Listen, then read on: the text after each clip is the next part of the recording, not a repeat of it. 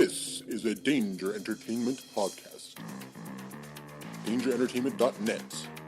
Danger Entertainment Podcast Network.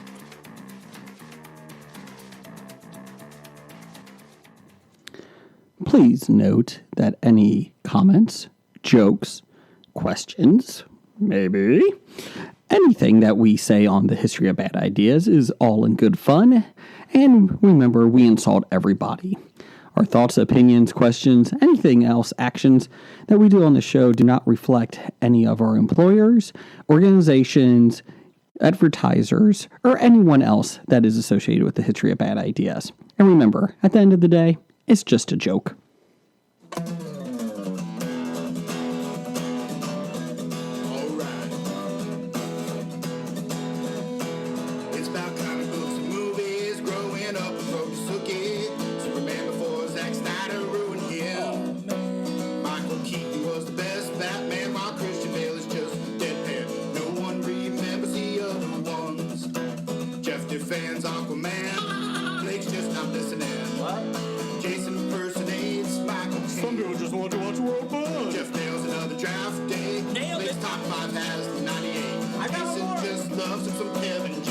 Kevin James. It's the history of bad. It's bad. It's the history of bad. So bad. It's the history of bad ideas. It's the history of bad. Oh yeah. It's the history of bad. It's the history of bad ideas. Podcast. Welcome to the History of Bad Ideas, episode number 224. I'm Jason. I'm Jeff. Blake. And Jim's not here. Power Bottom is gone this week. But we're all here. And there might be a surprise guest later on. We'll see if he comes by or not. And we'll see how that goes. But I'm unprepared. Let me get my outline here. You told me you were ready. I started recording. I know, and I apologize profusely. Thank you very much. Jeff, how are you doing today? I'm doing well. Good. Anything exciting with you? Today? Or anything in general? We're doing ups, downs? Is that Go what ahead we're and do going your with? up. I know what your up's going to be. Well, my first up is the Blue Jackets in the playoffs. Who's the Blue Jackets? They're Columbus. Ohio's hockey team. Oh, okay. They're up 2-0 In the in series. the series Yes. against the Washington Capitals. And everybody should root against the Capitals because they have Correct. They have oven chicken. Because they have Russians on their team. Oven chicken. Oh, wait. Well, everybody has Russians Everybody's on got their Russians team. on their team. Oh, but they got that Ovechkin guy. Oven chicken. Oven chicken. He's a piece of shit. What's the score now? Allegedly. 7-0. Game 3's on right now. I will get Yeah. you updates Game here. three. as is we on. record. And we're stuck in the Bob Studios with no hockey feeds. The The green unfortunate. room doesn't even have a TV on. Yes, there's been technical difficulties that's going to get fixed. You didn't pay your bill? No, that is not it. They didn't accept IOUs? Blue Jackets Capitals 0-0 in the second period. 17:45 left. Just All let right. you guys know. That's what she said. Yes. So, anyways, what's your other up? My other up was my trivia team winning the city finals in our trivia championship. Congratulations. Our fourth time winning the city finals. Do you get a ring? No, they used to give a trophy, but they're retiring the trophy. Oh. Yeah. Who has the other trophies? No, they had one trophy that they would, Just get a picture with? you would get to hold the other trophy and then get your plaque name on it. Oh, you but don't get to take it home? It was They don't recyclable. do it anymore because I Oh. suppose they ran out of places. It's all filled up with plaques now. They give you a trophy and then say, you get your picture, and they say, okay, can you give that back? Yeah, It's like a pretty much. Stanley Cup. I need that back. Yeah. I'm going to need it back. Could you drink champagne out of that trophy? Did not drink champagne out of Did the you trophy. drink Yeagis out of that? I drank nothing out of it. I would never drink anything out of the Stanley Cup. That does not sound healthy. You're allowed to sanitize it before you drink something out I of would it. be bleaching it, and then I would drink it, and then I would die. So that's why. That's because you would drink bleach. Yeah, that tends to happen. It Correct. does happen sometimes. Sometimes. Not always. We do not condone drinking bleach. We are a history podcast. You really don't want to drink with that Stanley Cups, Ben. No. Especially with mullet-haired hockey players. Melissa McCarthy shit in it, too. So that's another bad Ooh, thing. yeah. So, did you win by a lot, a little in trivia? We won by 5. Okay. 5 correct answers. No, 5 points. Oh, okay. You could assign points to your answers or whatnot. So it was probably the difference of one correctly answered question. So when we go to the expo, you are going to be the trivia guy that everybody's going to be fighting against. Okay, Challenging. So be ready. as long as it's not wrestling trivia. I'll step in for that. How about Disney I saw trivia? you. No, that's what number one fan is for. Yeah. I saw you guys holding up a big cardboard check. Now, was the deposit slip just as big? No, they don't actually let you keep the actual check. What? That's just for the picture. But the good news is they gave you the equivalent in cash. So we got cash right away. So that's better than a check. Were these trivia IOUs or was this real money? Real money. Is it tire money? It's not tire money. It Okay. is U.S. currency. That's because you were playing trivia in Ohio and not in Canada. Yes. Good if it was call. Canada, it would be tire money. Did you ask if you could convert it to pounds? I did not ask. Okay. Bitcoin? A demand to be paid in Bitcoin? I Did want you see Bitcoin. Pornhub is taking Bitcoin now? So Bitcoin is going to skyrocket. Go buy Bitcoin now. Porn is on the cusp of everything every new technology. They decided the VHS beta wars. Yep. They decided Blu-ray and what was the other one? HD DVD. There you go. They decided that. So they do. And internet streaming? And internet and DVD above Laserdisc. And that's probably why Hobie IOUs never took off, because I asked if they accepted them. Mm-hmm. But the Remy LaCroix fan site told me no. The Remy LaCroix gel does take it, though. The site that sells her gel. So just to let you know. Is that gel or gel-shaped body parts? That's probably a better one. Sorry, I got it from Collidor. But yes, so just to let you know, that's big news. Pornhub now takes Bitcoin. So get excited. Not that type of excited, but, another version. So congratulations, Jeff. I saw you. the pictures. Very happy for you. Yeah, so Did you guys get inebriated that night? not too bad. We went out okay. afterwards and Celebrated. to one of our local brew pubs and had a couple of rounds of celebratory beers. And then you spent that big check. Unfortunately, they went to pay for the night at the brewery, and they said, here, take a big check. Just told you the big check. Actually, when they gave them the prize money, they said, well, in reality, we calculated you owe us $300. We're not the Blues Brothers. That big check cost a lot of money.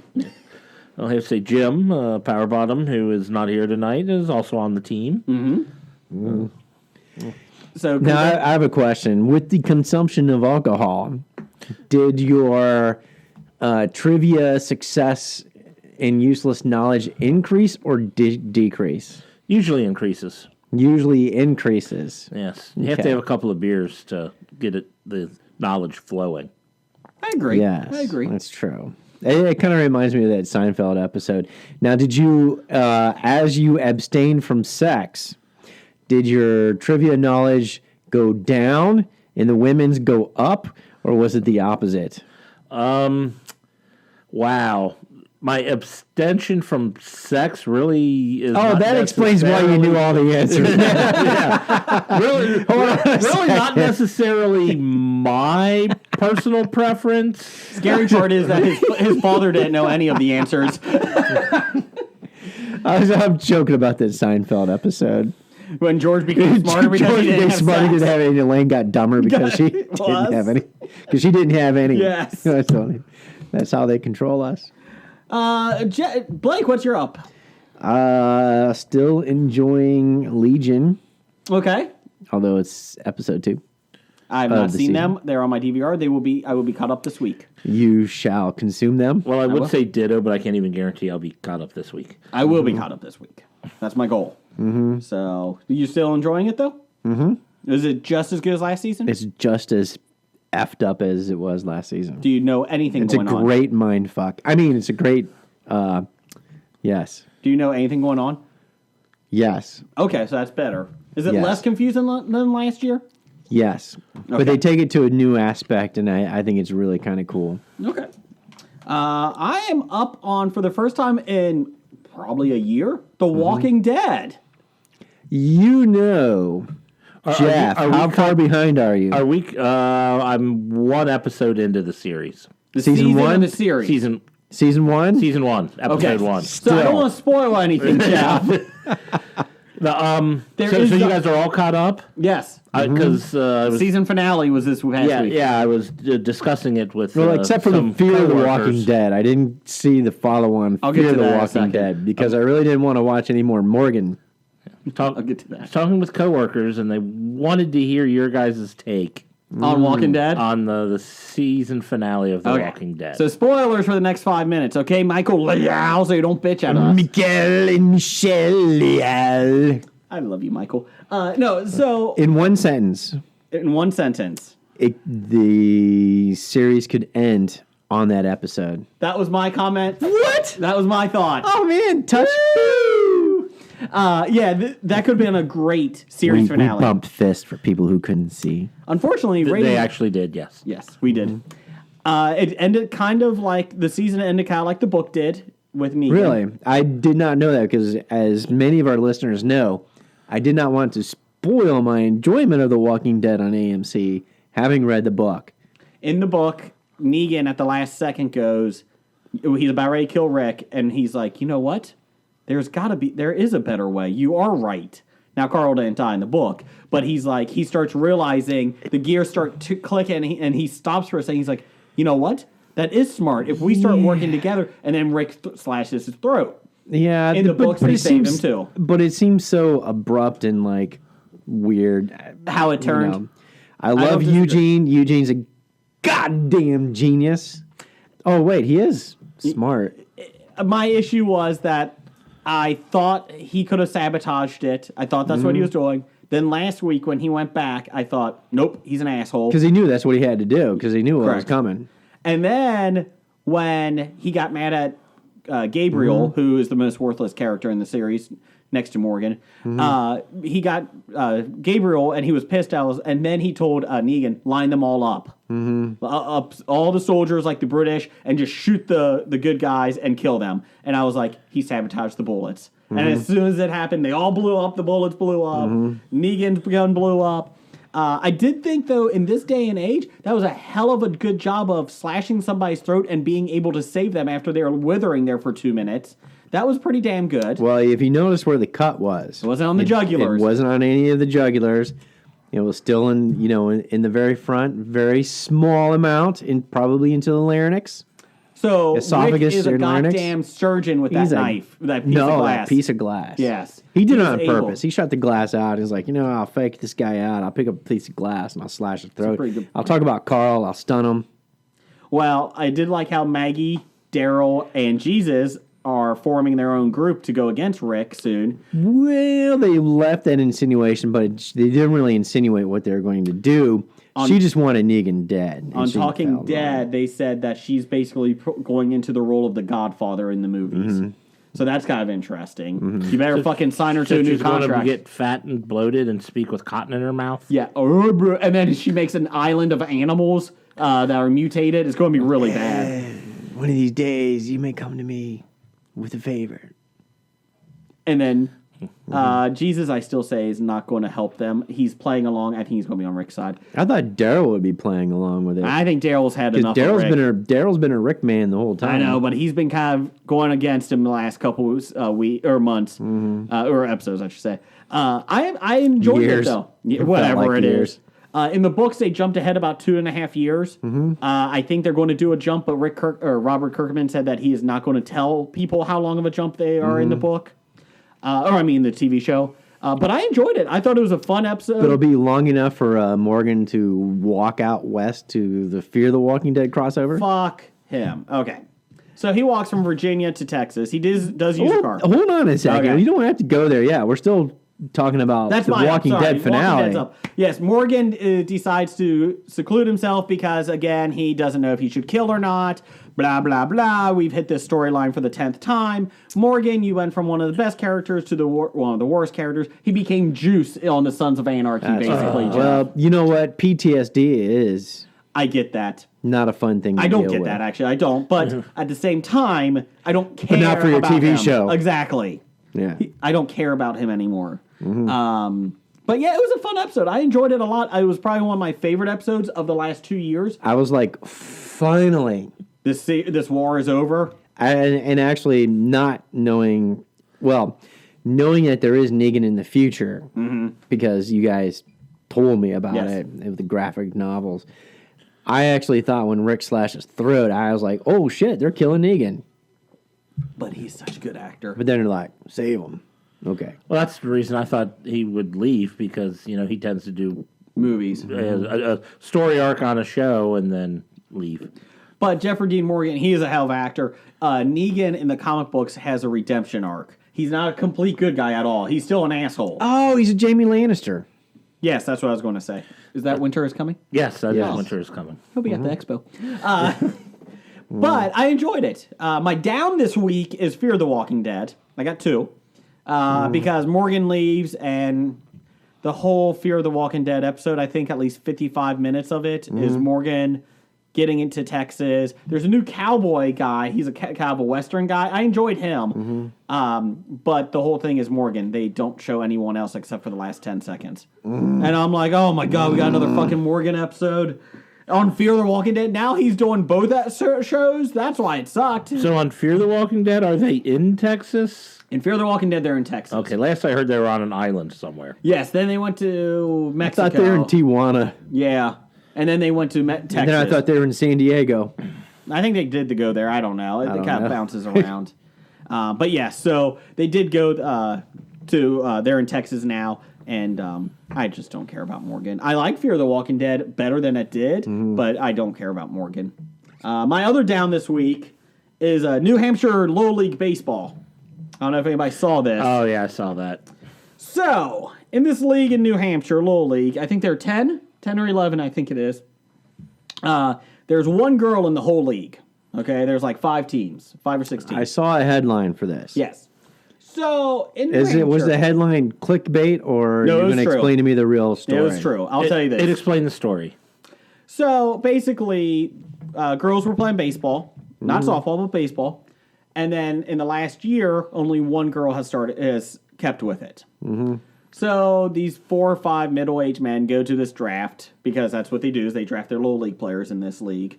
Just for their teams, basically. I'll take him, he's my son, blah, blah, blah. 2 of the coaches got mad that there's a girl playing. So they devised a plan to hit her in the head. She has a helmet on in batting practice. And then that way she'll get upset and cry and basically get afraid of playing again and step in the batter's box so she can quit. Because they did not want her. Not just hit her, like continually Repeatedly. throw the ball at her head. Beaner. I she saw quits. the headline was Beaner, intentionally to Beaner. Yeah. Repeatedly. 2 of the other coaches in the room did not think that was, sane. So they eventually went and told the other guy, the father and all this stuff. So now the 2 fucking asshole coaches are now being investigated. Good. They should What? be. They should be. Fucking idiots. Hey, Are you really that I remember horrible of a person? I remember going They're back there. to my old child. Unfortunately, they're there. I remember going back to my own childhoods and realizing that parents that were coaches that coached me in my little leagues and all that kind of stuff. There are some pretty deplorable, not to steal a word from Hillary, but to really say, there are some really deplorable asshole fathers and mothers, by the way, Yeah, it doesn't. And there's out no there gender. in child athletics that are just fucking assholes. That, now as a grown man, I look back on some of my memories and I'm sitting there going, how the fuck was this allowed to happen? Yeah. Yeah. And that doesn't surprise me. Even in this day and age, you still have that fucking bullshit going on. My son a couple years ago was 6 and was playing basketball with the school, mind you. And he was playing other schools, 6. It was instructional. And one of the coaches got kicked out of the league. Or out of the game because he was arguing calls. They're 6. Which, there's no traveling at that age. There was no traveling of the ball. And the hoop's like halfway to the floor. Yes. Then again, my feeling is there's no fucking way 6-year-olds should be playing organized basketball. 6 years old. It was all instructional. 6-year-olds just to teach shouldn't them. be allowed to dunk. But yes, this. That's right. My kid was dunking. That's why he got mad. That's a charge. Come on. But yeah, he got fucking thrown out of the game. I'm like, and we have reached a new low here. So yeah, fuck these two fucking coaches in New Hampshire. Fuck them. Piece of shits. So there you go. That's my 2 downs this week. Got any downs, Blake? Buying a new house sucks, man. I'm just hemorrhaging money. Would you like to go back to living with your parent or your in-laws? No, whatever it takes. I'll pay. Okay. You sure? Yeah, Come on. yeah. You can close the vents. Yeah. Do you got any downs, Jeff? My down goes back to going back to the hockey realm, and that's losing the our fantasy hockey league championship to the Gimp. Nick the Gimp won. The guy spends 364 days of the year in a box, so I guess he should be able to win. Well, he does his thing about fantasy hockey. And other fantasies. Yeah, and I kind of have my love-hate relationship with the Blue Jackets because the Blue Jackets decided on the last game of the season to sit a couple of their best players who were starting on my fantasy hockey team, thereby eliminating any chance I may have had of actually pulling out a win. Oh, that's your fault for And drafting therein Blue Jackets. lies the problems with fantasy sports. Year-end season. But speaking of sports, congratulations on the Browns for re-signing Josh Gordon. Congratulations. I don't know. What's the over-under on games before 5. his drug suspension? 5. Right off the bat. 5. 5. Let's see. Some sad news. Hold on. Oh, what? Will Josh Gordon play more games than they win this year? Oh, I like that. Play more games than they lose. I like that. They'll play more than they win, less than they lose. I wonder if Vegas has a bet on that. Oh, I bet you there's a bet. There's got to be a line. It's in the Randy Quaid from the Vegas Vacation casinos. Casino, yeah. Guess the number 1 through 10. 5. 7. Damn it. Let's see. Some sad news. Arlie Army from Full Metal Jacket, best known. He passed away this week. God rest his soul. It happened in 3s. Barbara Bush just passed away today. I met Barbara Bush. Yeah, did you? Yes, I did. Seriously, in the U.S. Embassy in Lisbon, Portugal, with George Sr. They're very nice people. They were really, really nice people. Were they nicer than the Dukakis's? I never met the Dukakis's, but I guess if I had to put them next to each other, George Bush would probably make a joke and pinch my ass or something like that. Yeah, that is true. Dukakis had a tank, though. No, it's Remember that? true. He He did did have ride a a tank. tank and a helmet. It's true. Kind of reminded me of Dudley Moore. He did. His eyebrows always intimidated me. Someone clip those. Also, Harry Anderson passed away last night. Here. Sad news, too. From Night Court. I never met him, though. No, he didn't. That was a shocker. They said he passed away at his house. Natural causes. Yeah, what's shocking about natural causes at age 65? 65. Yeah, 65. Sorry. Yeah. Now, I never met Harry Anderson, but I know a guy who met Marky Post And? How was she? in a hotel gym. Okay.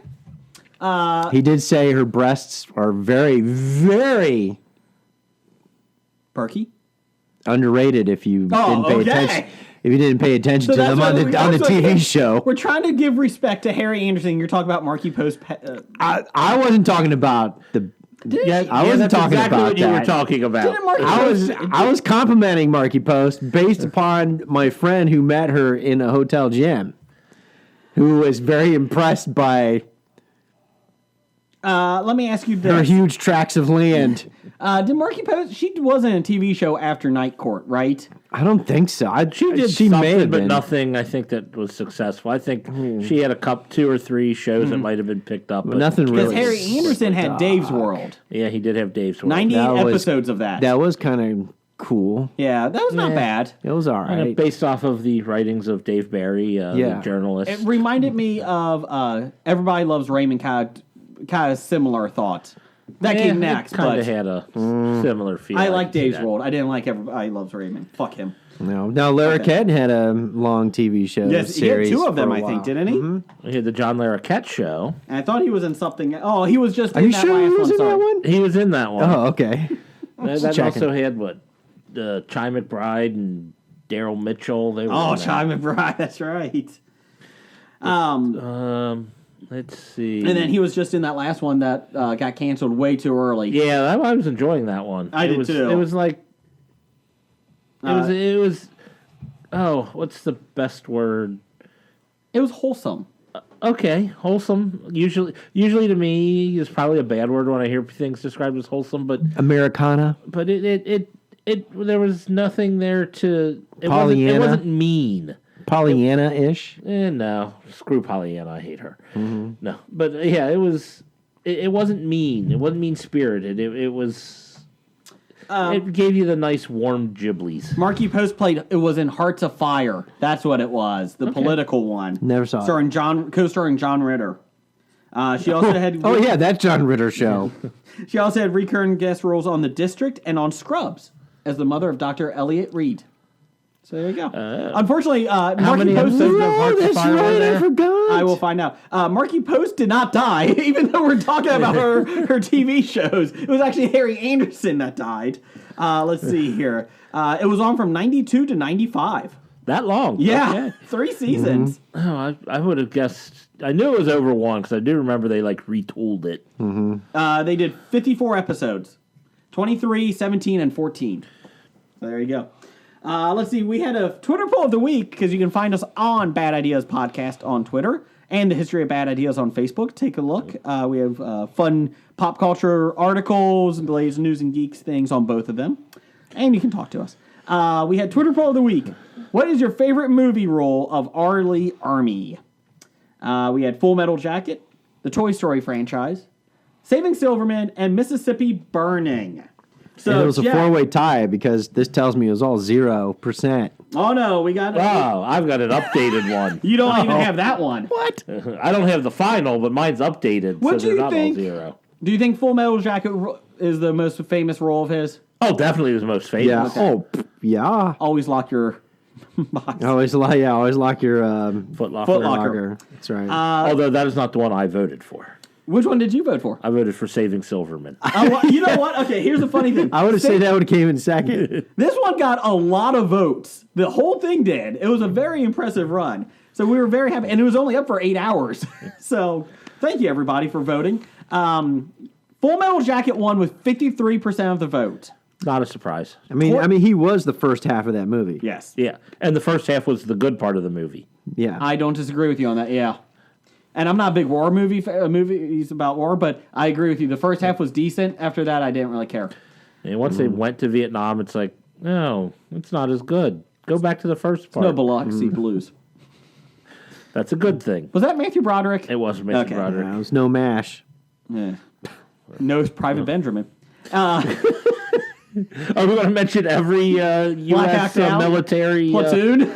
There was no platoon. Let's see here. Second place was a two-way tie. It was no Ben Stiller. Tropic Thunder? There was no Tropic Thunder. That's good because that was about 2 hours too long. Let's see. Full Metal Jacket was number 1, 53%. Toy Story franchise and Saving Silverman both tied at 22% evenly.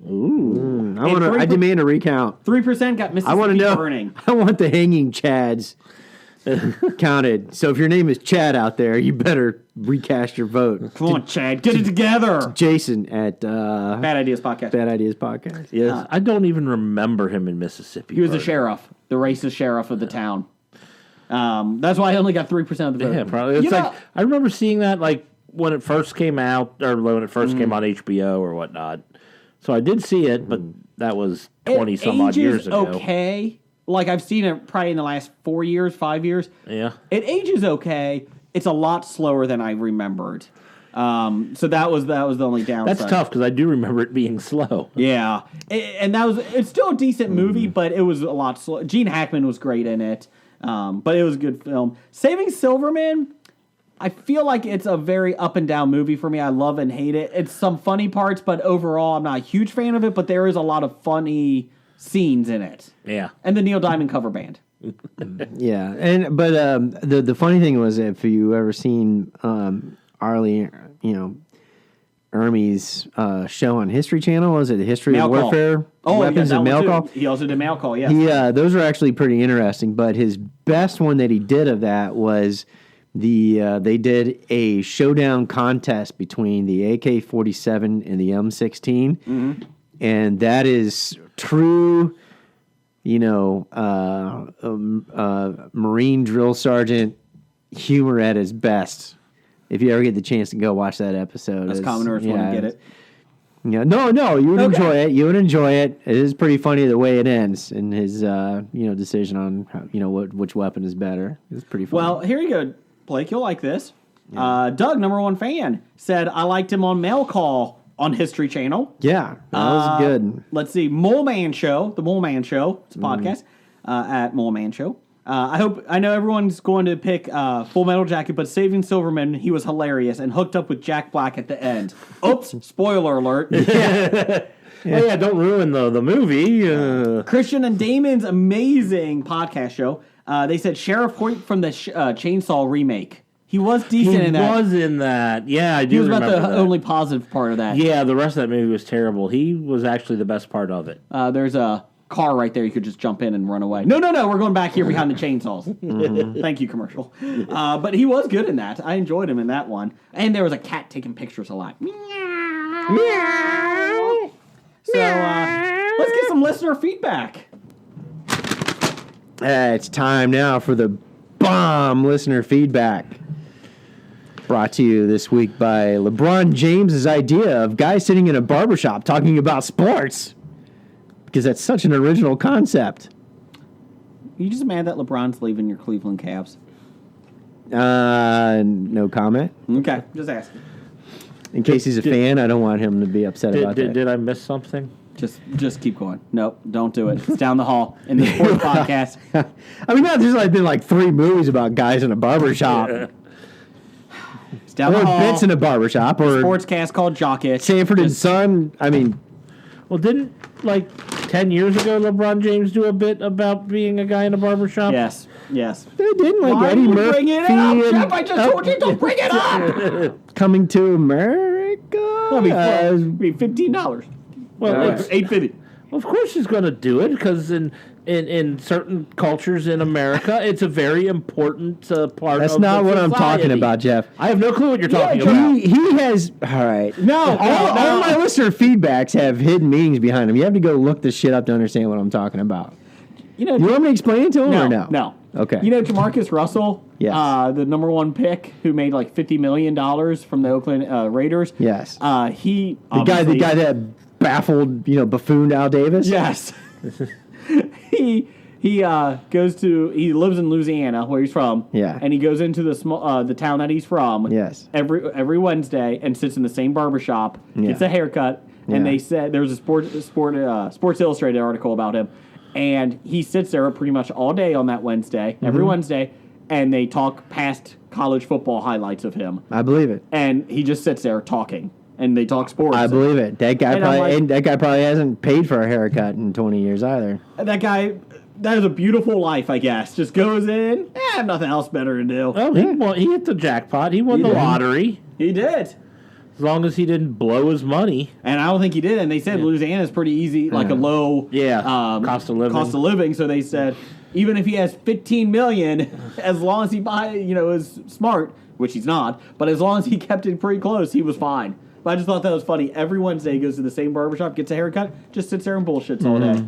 Must be nice. I can't imagine getting a haircut weekly. I think he just goes there for the ego. If you watch the show Atlanta, there's a very funny episode where the main character goes into a barbershop for a haircut. Yeah. And the whole episode is him with the barber all day, running around doing shit until he finally gets his haircut. And he's in some of the most absurd situations.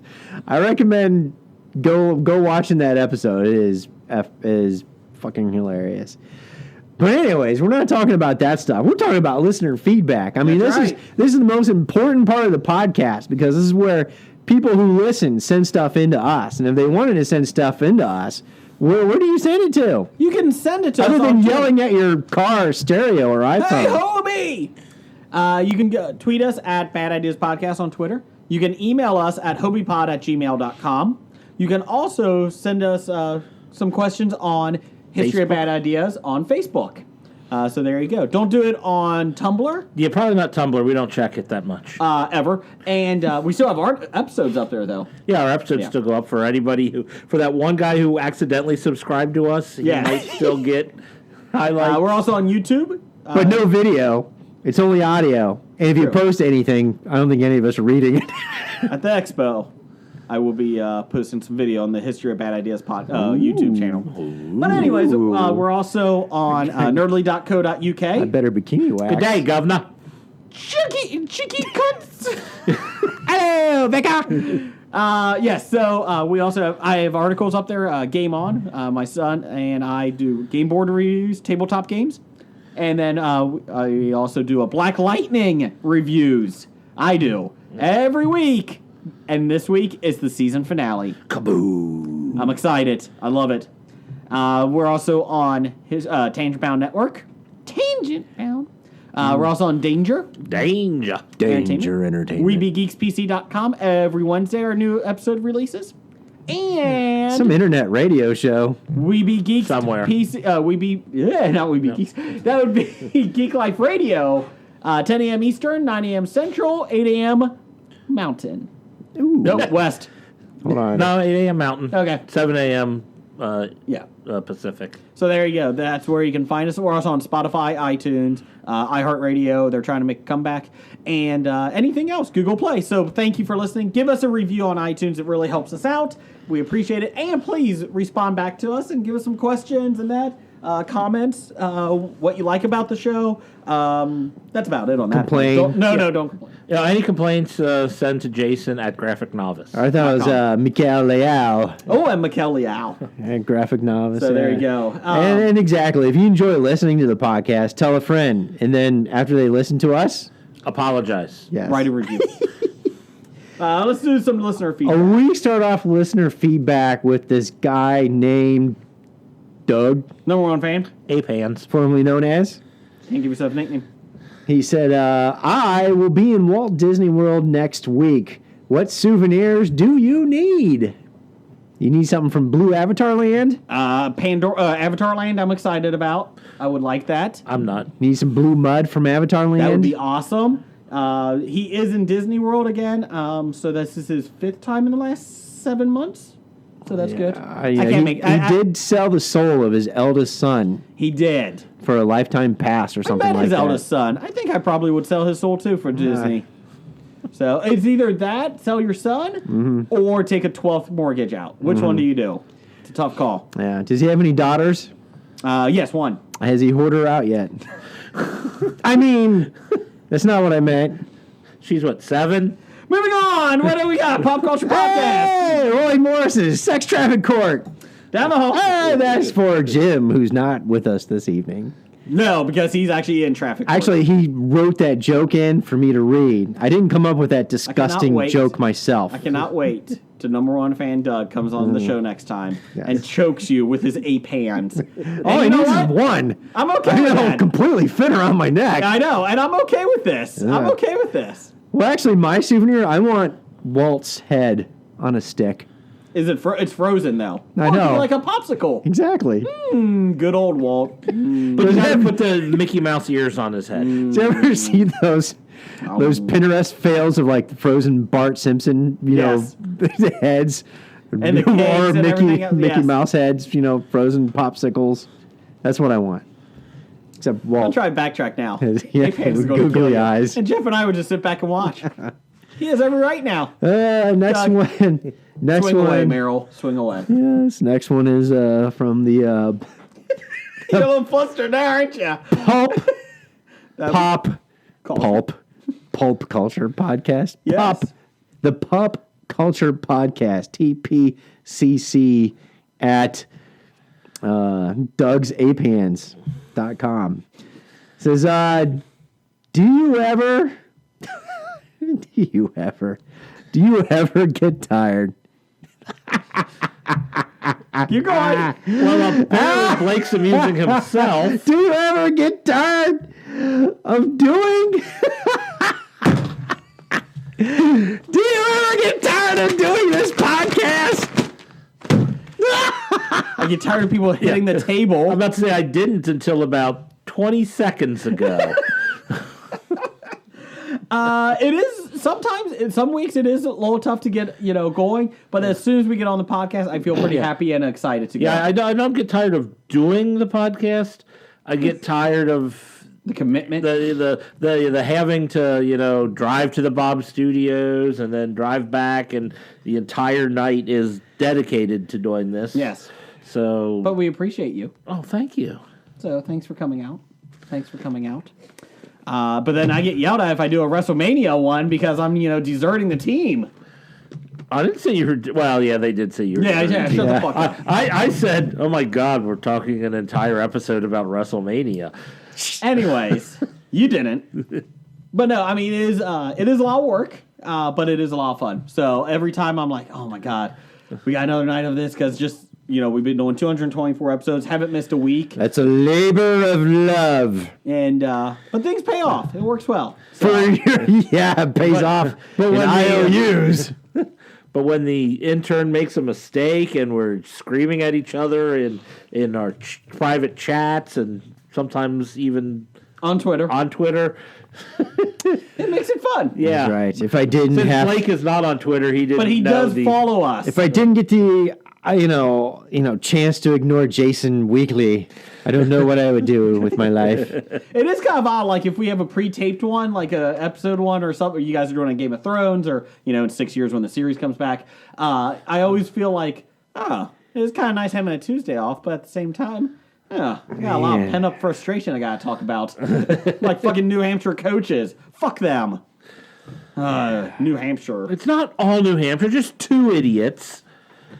New Hampshire, America's colon. That's a large slice of northeastern America. Fuck those coaches. Because it's such a small place. Two is like a lot. Beam them. Oh yeah, that is like a large percentage of the population. Yeah, that's what I was looking for. Yeah. Anyways, what else we got? That's it. Have a good night, folks. No, we got next from Besotted Geek. They won an award. That was actually Pittsburgh Nerd. Yeah, Besotted won an award too, didn't he? He won a floppy. Yeah. Oh, I thought you meant like a real award. I mean, yeah. I'm listening to their podcast. It's not that great. No, he himself won the coveted Canadian of the Year floppy. He is. What would you like the Canadian of the Year to do next week? He is. We haven't given our demands. You know recently. what we have not gotten recently? Yes. And I blame former Canadian of the Year Nickel for this, but now that we got a new Canadian of the Year, a much hockey better report. Canadian. We need a hockey report. If we could get a hockey report from Besotted Geek, that would be great. 3 to 5 minutes. Just to let you know, so you can stretch it, so we can add it. And he has to speak Canadian. What's that all boot? Sorry, I got some tiger money for you. He must give us the hockey report while wearing a toque. Yes. Sure. Moving on. Okay, what else Besotted Geek has? Oh, I was going to move on. Oh, wait, he does have a thing. He said Nick Cage. That's Nicolas Cage. Mm-hmm. Says Nick Cage thinks he would make a good Joker. Thoughts? apparently Nick Cage needs to stop having thoughts. Because that is completely false. Actually, I feel like he is playing the Joker in real life, minus the crime spree. Just saying. He's not even charismatic enough to be the Joker in real life. Did you know that they actually made a new Joker, the official Joker, in Gotham this week? Really? Yes. I read that Jerome's article. brother. I read an article. Oh, Jerome isn't the Joker, He but died. He fell off of a building. Again? Yes, he died again. He died again. They killed him a yes. second time? Yes. Yes. we hate you so much, we're going to kill you a second time. And, we're going to replace him with his twin brother. Which he didn't have in any of the previous stories. He never does now. existed until now. It was called George Lucas wrote it into a corner. It was called Ryan Johnson. Hey. Oh, sorry. Did you like the Ryan Johnson thing? Obi-Wan, I need your help. No. The end. The end. Written and directed by Ryan Johnson. Yes, exactly. That was on our Facebook page, little thing. Yes. I did. I also, you guys enjoy my joke with the angry old wizard comes back to play jokes on his nephew. Yeah, You should all see this on our Facebook page. Anyways, keep going. Yeah. Next we have. Did you just become the penguin? Yeah. Yeah. We have next regarding the top 5 hated characters on TV. This was in episode Last week. Last week. 2.3. Our most hated characters. Top 5 most hated characters. Apparently, there was a lot of responses, and here are more. Mark Tinkler. Thank you, Mark Tinkler. Said Joffrey from the Game of Thrones. I agree. From the You Can Rewind It podcast. You know, are there other podcasts on VHS tapes? Yes. This one's actually on beta. Ooh. They said any character that starts off fairly normal but then becomes so ridiculous you can't even recognize them. Like Urkel? I was just going to say Urkel. There you go, just like Urkel. The Mockers podcast. Mock and bird. Yeah. Mockingbird, yeah. I'm sure that's their theme song, isn't it? It is now. Sam from Different Strokes. Oh, fuck Sam. Fuck that whole show. That show was awful. That show wasn't awful You're awful. until Sam got there. I mean, come on, Charlotte Rae was on that show. Oh, that's Yeah. true. And little did she know she'd go on to host a school full of boarding school girls. That's good. Which had Molly Ringwald on for one season. And George Clooney. Yeah. The Odd Dad Out. He said, add a kid from any sitcom. I agree How with you many on that. sitcoms have they added a young, adorable kid? 8? Was that the kid's And name? many of them. 7? 7? Whatever. Yeah. Whatever. Same thing. Destroys the show Yes. every single Well, time. speaking of that, I look thought at- that you were answering his question when he said how many sitcoms, and you said 8. I'm like, I think it was more than 8. I think it's more than 8, but I was going with it. the next one is follows up on that answer, actually. Actually, it followed up from the Mole Man show. He said, that effing Oliver from the Brady Bunch. Fucking Oliver. Yeah. Not that the Brady Bunch was highbrow entertainment, but my God, that kid was annoying. Especially by the time he showed up. Like Yeah. six episodes with Cousin Oliver. Yeah.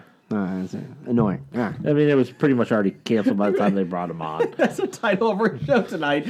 6 episodes with Cousin Oliver. There you go. Moving on. Moving on to our most enlightened listener, Des Hassing. Oh, Dez. Des says Disney, with Walt's head on a stick, is donating money to the Boys and Girls Club of Oakland in the name of Black Panther to open a STEM center. Congratulations. Isn't it like science, technology, something, something? Oh, I thought it had something to do with stem cells. That's not allowed in America. You get your radical thoughts to Europe. That's right. They're stealing boys and girls' stem cells Why are we not funding this? to implant in Walt Disney's head on a stick. I'm sorry, this would cure all what? Yeah. Why are we not funding it? Sorry. Moving on. STEM. Down the hall. You know, science, math, Yeah. technology, entertainment. I don't know what the E stands Music. for. Yeah, music. Well, I love how meta that is. Considering how much Black Panther is likely to make, is $1 million a large enough sum, or should they commit more? Jesus, Daz, what did you donate? I will never argue for someone trying to donate any amount of money to any charity. Because they didn't have to in the first place. Exactly. I like how this is a feel-good story. It's about education, and you got Blake and I being fucking idiots that don't know what STEM is. I donate to the bank every week. STEM. Oh, Science. STEM bank. Oh, wait. Wrong one. Where's the STEM bank? Okay, moving on. We do have one. We have something from. Get ready.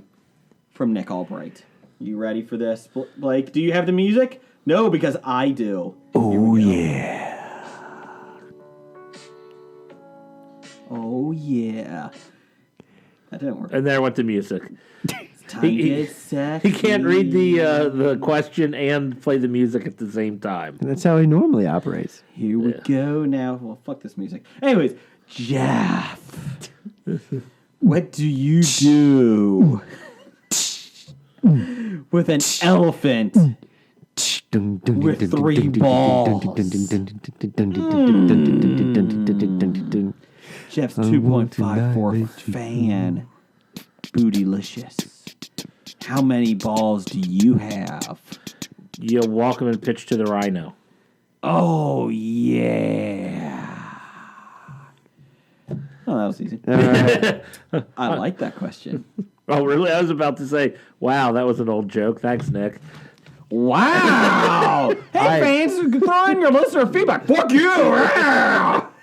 I expect deep introspective thoughts in the Albright section of the film. Wow. Of the podcast. And, I mean, that was just an old joke. You know, I can't wait until Spotify cuts out this entire section after they realized I was doing 9 Inch Nails. I don't think it was close enough to... You got some listener reviews. I'll cut that out. Well, this one actually, when I stop it, it starts a new thing. I just thought it was filthy. Good. Hey, oh fuck! I almost forgot what I was doing. Hey, this is John from the Pop Culture Cafe, And Scott from the Pop Culture Cafe. and we have a little review that we're sending to the guys at Hobie here, and we're going to talk about not a movie this time, but a stand-up comedy special from Ricky. Gervais. Yeah, because I was going to fuck up the last name. Yep. Ricky Gervais. He has a new stand-up, the first one in 7 years, called Humanity. And my God, it's good. It's good, and if you're offended, don't watch it. Yeah, if you easily get offended, If it's you're not even easily. SJW, Yeah. don't bother. I mean, just a normal offense. If you can't laugh at anything, Oh yeah, then you shouldn't listen to it. But you know, when I was watching him, I was thinking, I had forgotten how goddamn good this guy was. Yeah. And he's another guy like Dave Chappelle. Yeah. No, I'm not changing. I'm going to do the same stand up. Same thing. I'm not going to. And he brings that up during his show. He talks about Twitter, and he took all the shit that he deals with on Twitter and brought it turned to it the into show. comedy gold. Yeah. And that awesome. Like the sections with the The animals. animals. Yeah, And his love for animals and the Yes. people pissing on him because of what he said about it. Yes, exactly. Yeah, And also the evangelical that's going to go watch him raped in hell. I mean, he turned that into comedy gold. Yeah. It's just something that he saw on Twitter. Yeah. So he's doing it right. yeah, But I love how he incorporates animal bits into his shows. Yeah. And my wife was watching it with me, and she laughed the hardest at those because that's exactly what an animal will be thinking. Are you kidding me? I'm going to be doing this for the rest of my life? the very start. Yeah. Yeah. Now for me, it wasn't all bang bang on, but there was parts where he talked about stuff that I got a real big laugh out of. I watched it twice. Did you? I laughed out loud. It's one of the few stand-ups I've watched twice, and I laughed at different things that I missed the first time around. Yeah. I found it was really weird. He seemed like he's serious, but in the same tone at the same time, he's working to his joke. Yeah. But he's going, but it's like pointing out that, see how silly this is? Yeah. See how silly? And he makes the big point about what I hate about Twitter is contact. Yes, it's context. And how things are read by the other person online. Yeah. So, I mean, fantastic reasoning to joke nuances. yeah. Like, you're not making fun of this. It's in a certain light. Yeah. And, He went from pissing on one, yeah. then pissing on that person's point of view, Yeah. to then trying to defend that same person. Yeah. Because of taken out of context, because the way Twitter is read. I mean, he actually, and this is a bit of a spoiler, he took the piss out of Caitlyn Jenner. And Oh, yeah. honestly, I didn't have a problem with that because that type of reality TV bullshit, and to be honest, and when I say bullshit, even from me, I'm not talking about a trans person. I'm talking about the circus that was around that entire procedure and that entire lifestyle. Yeah. And he took the piss out of it, and he did it so brilliantly, you know, before, when she was Bruce Jenner. You know, and I learned, that's another thing, I learn stuff every time I see it. I had never heard the term dead naming, Yeah. which is the stupid. Stupidest It's fucking so thing. stupid. And he, of course, he made fun of it. Yeah. But that's one thing I noticed when I watched that. It's incredibly intelligent, and I always learned something that I didn't know before going in. And he took that teaching moment and made me piss myself laughing. Yeah. So both recommend oh watching God, it. absolutely. If you're looking for a comedian that's going to make you think, laugh out loud, and that's another thing. He had that audience because there wasn't one. Oh my God, I can't believe it. There wasn't one time that the audience gasped. He made them laugh at every single thing he brought up, and some of those some of those subjects were very controversial. But I think it's the way he did it. Yes, You know. context. Yeah. You know. You showed it and it taught content. Yeah. Yeah, exactly. So yeah. Hey, if you got Netflix, check it out. Absolutely. So so again, I'm John I am Scott. for the Pop Culture Cafe. If you're interested, you can check out our show. It's on iTunes and all the pop catchers. Just type it into even type it into your Google machine as The Google machine. and then it will come up and you can find us. All right. Thanks, All right. folks. Take care. Well, thank you for that review, guys. Yes, thank you. We still have some listener reviews that were provided to us in Time out. print. I like those guys, and I appreciate them for sending in their reviews. The Ricky Gervais stand-up. Do you like Ricky Gervais? He's hit and miss, and lately for me, he's been miss. I haven't seen this newest one. Okay, I was just wondering. I think he was still riding the coattails of the American version of The Office. Yes, that is correct. That's what I thought. Yeah. So we have some listener reviews in print, which means I have to read. This is Kevin at Cincy Explorer. He said, don't spend money to see Truth or Dare. Was a typical scary movie, but of the 90s, 2000s variety. Oh, I guess so. So I guess it must not be good. But he's not done yet. Oh. Kevin. It has a moral component, but that's it. All the scares were predictable, and ending was blah. Wait until DVD or streaming. Rating 1.5 thumbs out of 2. I think that's 1/2 thumb. 1/2 thumbs out of 2. Oh. 0.5, Blake. 0.5. I really had no desire to see Truth or Dare, and he did state, though, that was because he had the movie pass and he had nothing else to do. So it wasn't If you don't spending any use that extra movie money. pass, you're not getting your money's worth. That's right. Every That's movie right. you see, it costs less every time. And you can get us at Bad Ideas Podcast if you would like to send in your movie reviews. Pop Culture Cafe just did theirs, which we appreciate, their audio one. And Kevin from Cincy Explorer. Kevin actually has another one for next week, too. So there you go. It's already lined up for next week. Yeah. So we appreciate the reviews because we don't see everything. I like that TPC actually did a stand-up special, so that was nice. Yes. So I want to know if you like the Chris Rock stand-up special. So You know, if I did a comedy, sorry. if I ever did a comedy special, I would call it the sit-down special. I get it because you're funny. Because you're not standing. No, because everybody's sitting down. I don't get it. What else you got? Would you be sitting down when you did it? No, I'd be standing up. Duh. Bill Cosby just came out with one. It's called the Knocked Out one. You know, I went to go see Bill Cosby. You put it in the pudding, and then they go to sleep. And then I don't know what happens. I don't know. I plead the fifth because I'm innocent. I'm Bill Rohypnol in the pudding. In the pudding pot. I got chocolate and fudge swirl. Really, woman, it's okay to eat. That white stuff is just Paz on the front. Yeah, don't worry about it. I saw Bill Cosby in person. I don't remember much of the evening.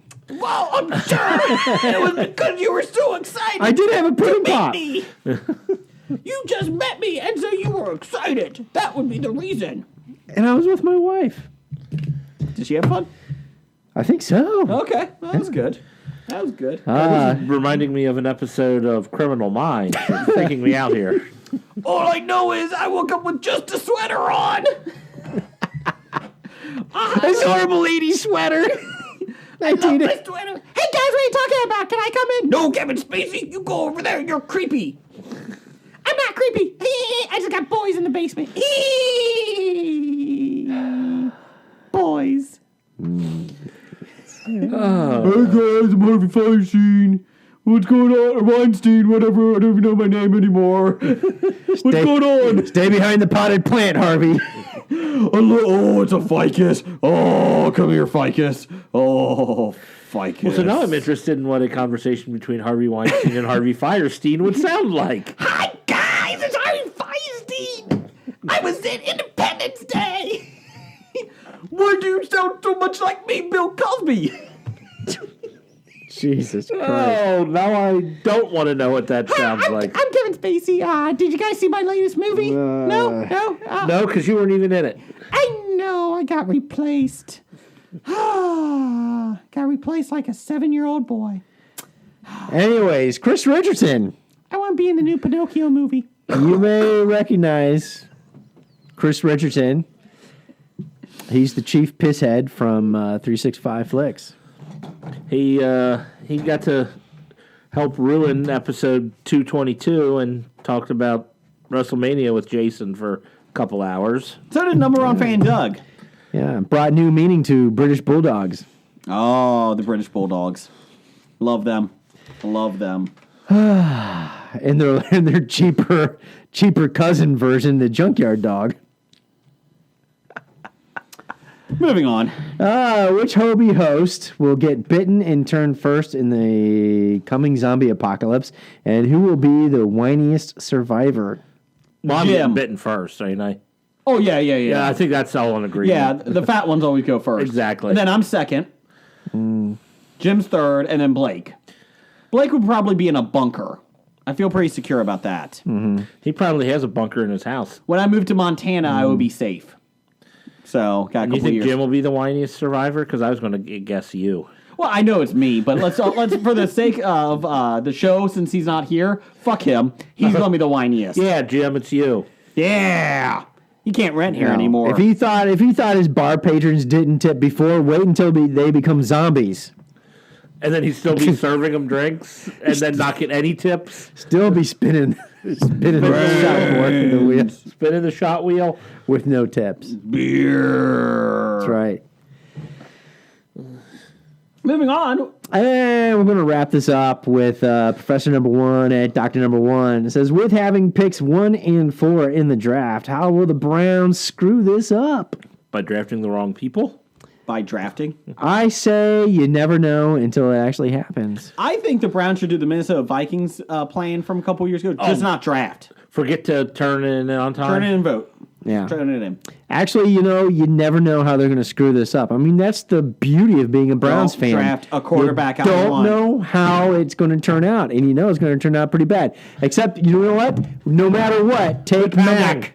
Take Mac, no matter what. Which Who's one's Mac? Mac? The guy from Draft Day. Oh, that's right. That's right. Oh. Because Kevin Costner is just a genius when it comes to football. That's right. That's the only time I walked out feeling good about a Browns draft. And it was imaginary fucking movie. Well, you know what? I hope you guys do well this year. I really do. Yeah, me too. I don't think they are. Yeah, it might give us something in the state to cheer for come football season. That's true. Just to let you know that the Columbus Blue Jackets are down 2-1. What? Damn it. Oh, So just let you guys know. I blame you. Although they've come back in every previous game, but That's right. And they're going to be back this game. They're no Vegas, though. Vegas is looking good. playing Vegas at is home. looking real good. Good for them. Good for them. I'm glad they're I would doing just be embarrassed to be fans of a team that's been around for over 20 years now, I think. How long have the Blue Jackets been around? well. No, 99, so 19 years now Yeah. or so. And then the Vegas comes in and wins their first season. Yeah, really. I hate that shit. Okay, well, let's go do some face-off. I think we even got theme music for it. I'd like to take his face off. From Doug. He has face-off. Basically, you take teams or people or fictional or whatever, and they face each other. Now, They battle. This isn't a physical Yes. confrontation. Based on last week, we were talking about how annoying Scrappy Doo was. Scrappy Doo versus Boo Boo. Hey, Boo Boo. I like Boo Boo Bear, but unfortunately, I think in a physical confrontation, Scrappy Doo would use his puppy power and win. I feel like Boo Boo would only have to get one bite in because he's a bear, and it would slow him down, Scrappy down, and he would kill him. Boo Boo's a small and timid bear. I still think he could do it. I I think, agree. As much as I would root for Boo Boo, Scrappy's gonna kick his ass. The only way it would work is if Boo Boo could convince Scrappy to, I don't know, kill himself or something. And Scrappy, I think, is just too dense to like understand English because he always ignored Shaggy and Scooby when they said, "Oh no, we need to leave," and he would always run headfirst into danger. So, Like a paladin. Boo Boo Bear, my paladin. actually, it's Scrappy Doo. Scrappy Doo. Sorry, Scrappy Doo. Yeah. Lawful stupid. If Boo Boo was a D&D class, what would Boo Boo be? Boo Boo class? Yeah. He's not charismatic enough to be a bard. Not even a hireling. An elf. Not even an NPC. He doesn't. He might be like the guy that runs the general store where you run in to buy your starting. Not even the guy that runs the general store. He'd be like Boo Boo. Come on, he could run a general. He'd store. be like the stock boy Okay, the stock boy at the general store for fresh produce. Did you guys say stock boy? Where's the stock boy? I can help him. I can get him into the business. Kevin Spacey, get out of here. Sorry, I gotta go. Yeah. My ride's Oh, here. by the way, I am reading a book about the Templar history. You know, Boo Boo was Templar in it? Knights. No, Scrappy was. Do you know how many times that order fucked itself over with bad leadership? 17. How many leaders have they had? Lots. Well, yeah. 12. Charging into like guaranteed loss situations. You sit there and you read this like, oh my god. How many haystacks do they jump into? No haystacks. Oh, okay. I was just wondering. But a lot of death traps. See, you were reading a book about Templars. I was playing a video game Yeah. about them, so it worked out better. Yeah, I was gonna say that's right. I was disappointed in the fact there wasn't a lot of jumping into hay carts, hay wagons, I feel like the guards are coming. Jump! and straw piles. And the water. Let's do some news of the geek. And Jeff, you got your news back? It's time for another installment of the news of the geek. Isn't it great to have that music back? It is. Thanks, Henno. Let's see, news of the geek. And if you got a story that you would like us to talk about on our future podcast, send it over to us. We would be more than happy to take listener submissions on that. News of the geek. Famed, this might be my favorite article of the week. Famed high score gamer and douchebag extraordinaire, allegedly, Billy Mitchell, best known for his leading role in the King of Kong, A Fistful of Quarters documentary, was officially stripped of his Donkey Kong and other video game high scores and banned from submitting scores to the world's largest tracker of video games records, following a decision that he cheated, Twin Galaxies announced today. Now, how did he cheat? Twin Galaxies is the end all for them, and Guinness Book of World Records. They are the ones that track all these records, and Twin Galaxies has been around since the late 70s. With this ruling, Twin Galaxies can no longer recognize Billy Mitchell as the first million-point Donkey Kong record holder. The group wrote it in an announcement. According to our findings, Steve Wiebe would be the official first million-point record holder. Steve is actually the good guy of the documentary because he actually is like a family man and he is not obsessed with it. Well, he is. But He's obsessed with it. But he's not a douchebag like Billy is, allegedly. I think they're all douchebags. No offense to you people who are continuing to try to get high scores of video games of 30, 40 years ago. Do not mock George Costanza and Frogger. He was the high score. The decision comes after months of research by the administrators of Twin Galaxies and the Guinness Book of World Records. According to a statement released by the group this past Thursday. The group writes in a statement released today that Mitchell's famous Donkey Kong score of 1,047,200 was not achieved on an arcade machine, a requirement for Twin Galaxies and Guinness, but rather through the use of emulation software. The allegations against Mitchell, first brought up by Jeremy Young, who was with Twin Galaxies, filed a dispute in February saying the group meticulously tested and investigated the disputed case assertions, as well as a number of relevant contingent factors. They also say, basically breaks down Twin Galaxies and 3 other independent investigators, including the person Mitchell brought in on his own behalf, all concluded that Jeremy Young's analysis is right. He did not play on a real Donkey Kong hardware machine, and the version he played on can be easily manipulated.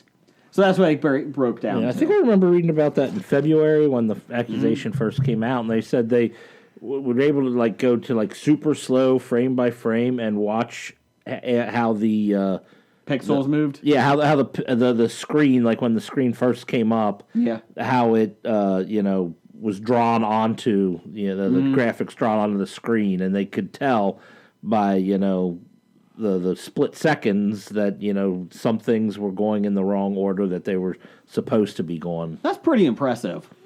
Billy seems like a big waste of time. Who cares?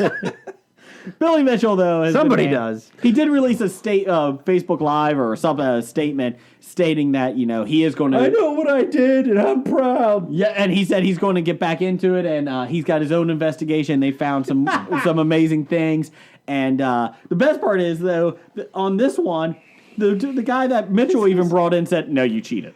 But he found some new people. This is on the level of the whole Mueller Russian investigation, man. No, you didn't know. It never happened. Billy's like, fake news. Billy. Good old Billy. Please fade away now. Let's see. Per the Washington Post. Word that the country's oldest continuously operating candy company might shut down as people suddenly hoarding Necco wafers. I've never ate one of these. I don't think willingly. Despite the lack of popularity amongst everyone. I mean, these are the ones that come in the little tube packs of wafers with the wax paper wrapping. They're awful. Chalk is the best flavor they come in, I think. The chalky candy flavors, chocolate, licorice, and wintergreen. Oh, God, wintergreen? That sounds awful. Have been described as tropical drywall and plaster surprise, according to the Wall Street Journal. Last month's announcement that the 170-year-old New England Confectionery, I'm going Confederate. The New England Confederate Company might shut down its Revere, Massachusetts plant. Well, that's an oxymoron.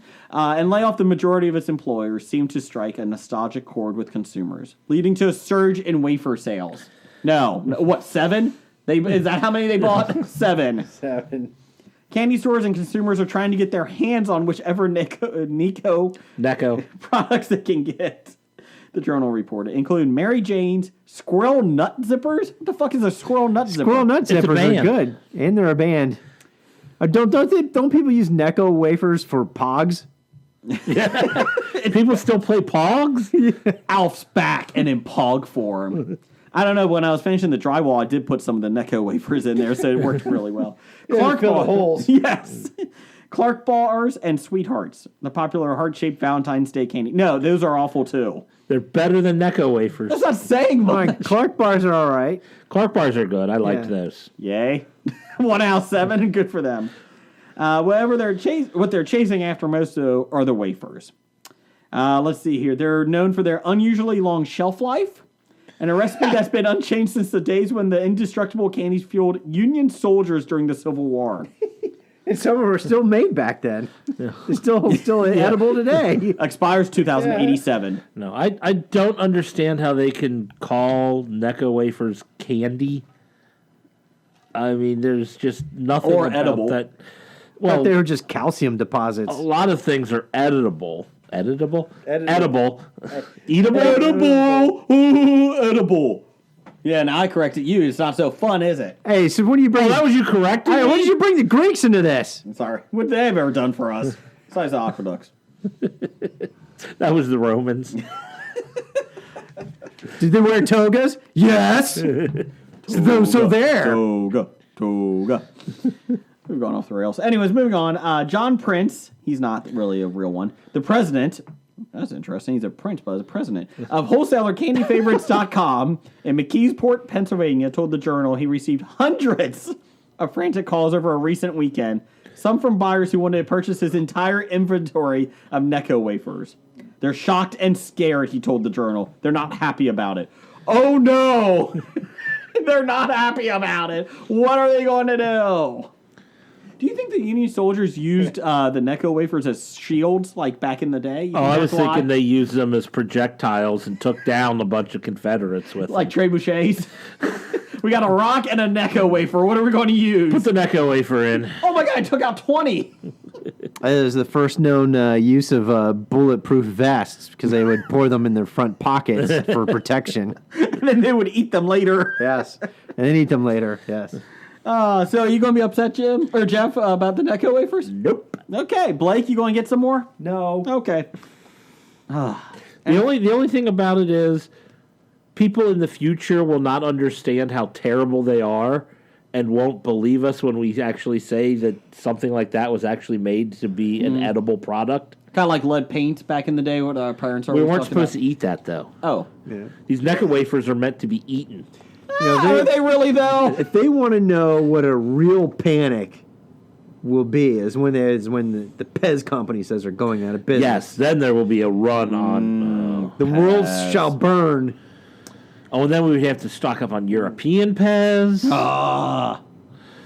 Per Fox News, finally, per Fox News, George R.R. Martin, I'm a hobbit, is famous for writing the Game of Thrones books. But he's also infamous for the fact that he's yet to finish writing the books after more than 2 decades. The reason, basically, he's just isn't obsessed with writing the books as his fan base is with reading them. Martin has started writing novels and has never fully been, but has never been the 69-year-old's writer's dream. We're 69. Shut up, Gronk. And is why he stalled when it comes to finishing his books. Basically, his loyal fan base has turned against him. At the age of 21, Martin... No, we haven't. Martin started selling science fiction short stories and found great success critically, but struggled to pay the bills. In 1987, he dipped his toe into Hollywood when one of his novellas, Night Flyers, was made into a movie. I said novellas, right? You did. Yay! I thought you'd say novellas.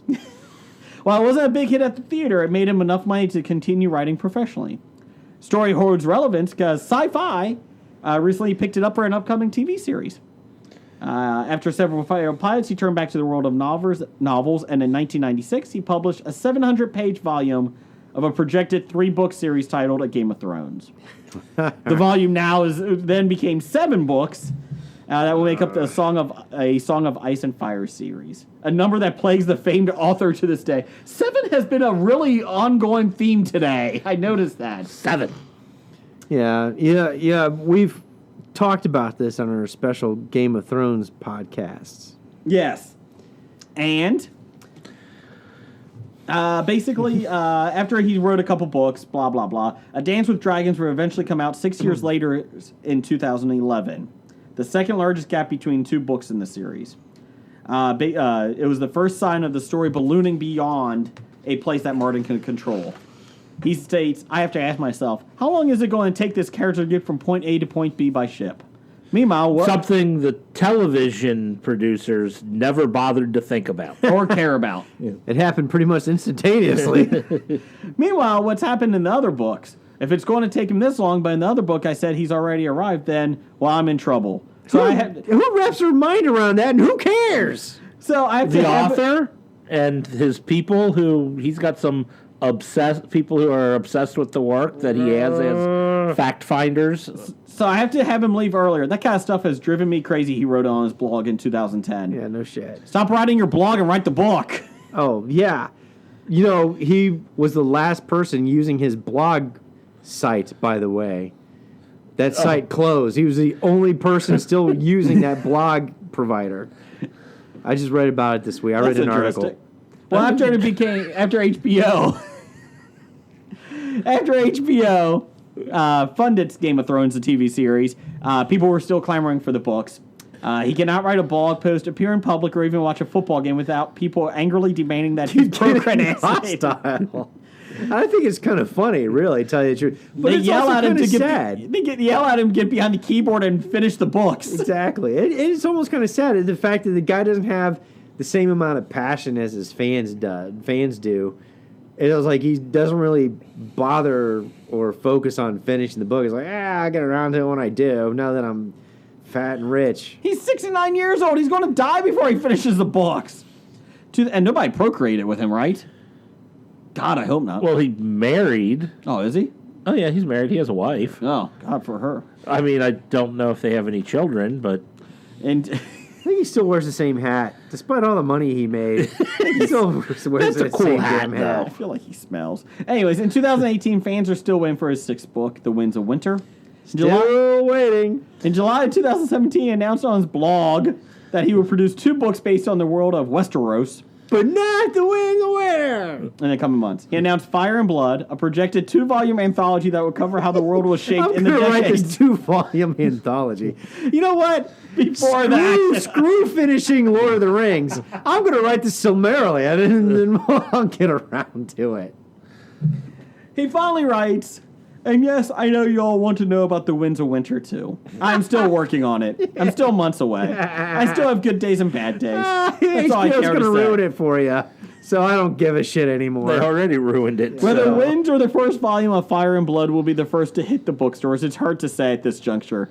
But I do think you will have a Westeros book from me in 2018. And who knows, maybe 2. A boy can dream. Fuck you. Fuck you and your blog. Jesus Christ. Oh my God. Was it Blogspot? Yeah, it was like Is that what he used? Blogspot or You're the something like that. Blogspot? He was the That's what it is, last yeah. user on that website. Yes, and he what's he finally on now? stopped. Well, obviously not on Winds of Winter. You can find him on the He history of bad finally, ideas. he finally just moved to MySpace. I mean, apparently there's a lot of megabytes available there. Ted likes him, or whoever is that guy. What's the guy's name? Who's your buddy on MySpace? Bob. You always got that one follower. I don't remember. The guy who started my We're going with Bob. Bob likes him. Good job. Fuck you, George. Jesus. On a better note, Westworld starts this weekend. You ready, Blake? I'm ready. I'm so Yeah. excited. Samurai World. Shogun World. Well, Legion number 3's on tonight, man. You better get caught up because the I first will, 2 but are pretty cool. Westworld, Jeff, are you excited? I'm more excited to catch up on Legion. No, Yes. Westworld. I'm ready. They're going to Shogun World. I'm excited. There's going to be some fun stuff. Michonne's going to show up. Yeah, there'd probably be like a 5-second scene No, they in said they're actually- Shogun World. They said they're going to devote Jason some will time be to like, it. fuck Westworld next week. Next Like week. next week, 5 fuck seconds. Westworld. What's your down next week? No, this week. Westworld. Fucking Shogun World. It's only there for 5 seconds. Fuck it. Anyways, let's get some promos from our friends. Do you like movie reviews? How about true crime stories, celebrity interviews? Well, you won't get any of that here. I'm a stay-at-home dad with 4 boys and a night job. I don't have time for all that crap. What I do have time for is browsing the web for weird and idiotic news stories. Then I bring my favorites to you every week, along with my own weird life lessons and favorite podcast recommendations because, hey, sharing is caring, right? So subscribe to Odd Dad Out in Apple Podcasts, Google Play Music, or your favorite podcatcher. And follow me on Twitter at Odd Dad Out and add a little weird to your day. Jeff, what are you doing September 14th through 16th? I'm going to be at the Cincinnati Comic Expo. You know what? Hobie will be there. Yes, we will. Cincinnati, Ohio, Duke Energy Convention Center. Podcasters, geek fans, everybody, come visit us and say hi. Blake will be in the Hobie Green Room, a.k.a. the drinking area, that day. He may show up for 5 minutes on a podcast. We don't know. Scab Jeff will be there with his llama. But more importantly, let's talk about the guests at the Cincinnati Comic Expo. We have Carl Urban. Judge Dredd himself is going to be there. Oh, you mean Eomir? Yes. Okay. Jamie Lannister is going to be there because winter is coming. Yes. That is a rare appearance for him. Also, Summer Glau. She's bringing some serenity to the show. Summer Glau. Everyone should be showing up, lining up, buying tickets now. Colby Smulders is going to be there from How I Met Your Mother and Avengers. So that's a good fun one. I always liked her. And then you can say, what do you really think about the series finale of How I Met Your Mother? I would advise you not to do that. I'm sure that probably the handle is just, don't ask her about the series finale. No one liked it. Anyways, also, Sherrod Jackson was just announced today. He's an artist, writer, and creator. He made Galaxies for Hire, an independent book. Take a look at it. He was there last year, too, and I actually am going to buy that book this year. because I looked at it last year and I waited to the last minute. Actually, we were doing podcasts. I didn't get a chance to buy it. Yeah. So Yeah, we were kind of busy. So when we do have some time to go walk around, it's not a whole lot. yes. But Cincinnati Comic Expo, September 14th through the 16th. And you can find them on Facebook at the Cincinnati Comic Expo. Go to our page, The History of Bad Ideas, and we will also be updating the guest. And I have, from Cincinnati Comic Expo, a big announcement tomorrow, Wednesday, April 18th. So by the time you hear this, there might be a chance that it will be up on our Facebook page. Or Yep. On Cincinnati Comic Expo's Facebook page. There's a big guest being announced tomorrow, so check them out and get your tickets at CincinnatiComicExpo.com. It's time for Box Office Bombs. All right. This week, not really bombs to report, although I think Rampage wanted to make more than they really did. Go ahead and tell us how many it is, and I'll let you know. Rampage is number one in the U.S. box office this week at $34.5 million in its opening weekend on a $120 million budget. Probably double that on marketing. Because anywhere you go, you see Rampage. Rampage is being marketed up the wazoo. The rumor they sponsored a $300,000 giveaway on HQ Trivia. Really? The app you can play on your smarty phones. They won it $50 million. They won it $45 to $50 million. They did not get it, but we did get a review. They said it was from a listener. It is from Gabe, and the listener said the first half was okay, a little slow, and then the whole last half was just a fun popcorn movie. So they said, if the first half was not bad, but they said don't go into expecting Academy Awards. It was a fun time. I don't think anybody is going into expecting it. And they said it was a fun time to watch. Just to go in. It's a popcorn flick. It's a good, fun monster attack one. They said, but yeah, the first half was a little bit slow, and then it really picked up once they started releasing the monsters. So, and Ralphie and Lizzie are in it. So there you go. All right. Second this week, A Quiet Place made $33 million, a total of $99.5 million on a budget of $17 million. So A Quiet Place in its second week almost beat out the big release of Rampage. Yes, that I thought Rampage would hit about $50 million. I was kind of surprised it did not. Good for Quiet Place though. Yes. Good for Quiet Place. Go John Krasinski. Yes. Truth or Dare, which we had just been told to not pay money to watch, made $19 million in its opening weekend on a $3.5 million budget. Okay.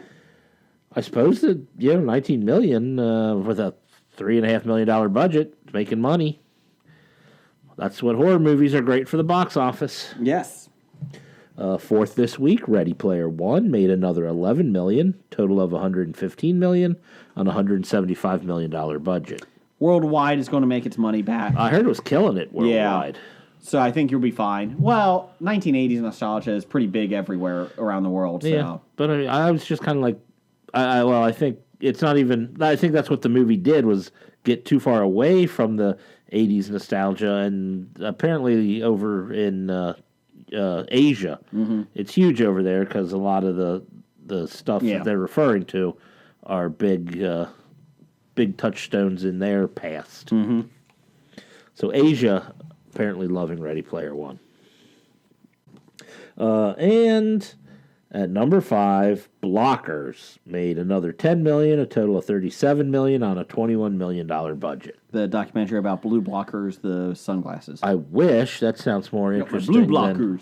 It's a NFL Films documentary about guys on the offensive line. I wish. No, it's about a wrestler trying to stop his daughter from having sex. He doesn't play a wrestler in it. Calm down. It's a wrestler playing a guy who's trying Leave to stop Hillbilly his daughter. Jim alone, okay? He's a wonderful actor. Yeah, and they put him in the WWE Hall of Fame. Don't get me started on that I shit. think that just disqualifies No, the Coco WWE Beware Hall of- disqualified the... Coco Beware was much cooler than Hillbilly Jim. I don't know about that. He had Frankie. That's true. That is true. Just to let you know, Avengers Infinity War opens in 2 weeks. They're does. projecting it between $235 million and $255 million opening weekend. Yeah, it's already sold more pre-sale tickets than, from what I understand, all of the Marvel movies combined. Yeah. And previously, Black Panther had that record. Yes. But Infinity War has now broke the Black Panther record.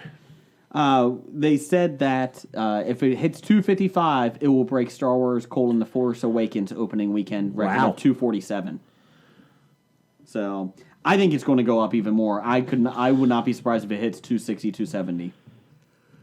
Wouldn't surprise me. You know what? Okay, so I'm like excited to see it, I guess, but like I'm not like buying into the huge hype of it. I guess I'm maybe Marveled out or superheroed out. Like I really want to see it. Don't get me wrong, but I'm like, yeah, okay. Black Panther I was more excited about because it was different. I'd rather see superhero movies about one superhero than 50 of them in one together. Okay. I mean, I think it's cool that or Star maybe Lord one or will two meet with Robert Downey Jr. No, well, personally, I love the team ups. I love the team concept in superheroes. Isn't it kind of like mixing Star Wars and Star Trek? No, but everybody in there. Oh, spoiler for what's coming up next. Oh no! But throwing everybody in there might be a little too much. Like no one's going to get enough screen time to justify any of their salaries. Hey, there's Hawkeye. There he is. He's back there. Oh, I think you just got killed. Apparently, he's the one guy that's not in any of the trailers. So people are like, people are putting his face on milk cartons. Have you seen me? I saw something where they had the picture of the soundtrack and they showed the back of the CD, and it's like track 1, Captain America's death. Track 2, Iron Man's death. Track 3, the Scarlet Witch's death. Track 4, Hawkeye survives. Track 5, like everybody else Bunch dies. of soldiers dead. Yeah. Track 7, Falcon dies. Okay, what we got coming up? Let's hurry this up. What's coming up? April 20th, 2018. Rocket, the intern, got it correct this week. It is I Feel Pretty with Amy Schumer. She gets knocked on her head and starts realizing that she's pretty. It doesn't matter what size she is. Okay. I thought, is she going to sing the song from West Side Story? I feel pretty. I feel pretty. I don't know what that was. And yeah, that's what I just sang. And he's going. Oh yeah, okay, sure. It's like Shallow Hal without Shallow Hal. Oh, anything without Jack Black, I'm fine with. Super Troopers 2. I'm intrigued. I am. I might hit the theater this weekend. Okay. I might. Just might. If you have nothing else to do. I saw Super Troopers 1 in the theater like twice. I saw it with you opening day. I don't think it was open that week. Nobody else was there. Anyway, oh, yeah, we were the only people in the theater. We made out. It was nice. No, we really didn't. Because the theater I worked at didn't get it, but another one in our chain I kept did. asking you if you wanted popcorn, and you said, no, I don't want to reach in there and get the popcorn. Exactly. And apparently, Traffic is coming out again. Yeah, this is with a K, though, not C. Traffic. Yeah, I don't know what that is. Was this a reunion tour? Yeah.